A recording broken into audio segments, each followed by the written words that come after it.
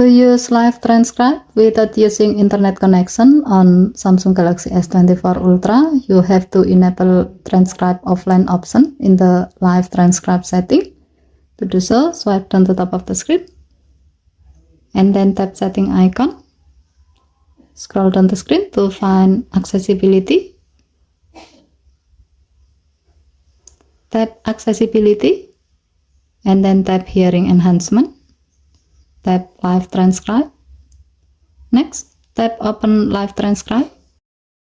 Tap the settings icon at the bottom left corner of the screen. Tap more setting.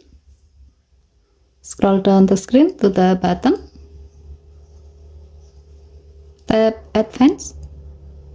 Scroll down the screen. Tap offline transcription. And then tap the gray on off switch next to transcribe offline until the switch turns blue to turn it on. With this setting, now you can use live transcribe to capture a speak spoken in language that you have downloaded before while you are offline or not connected to the internet.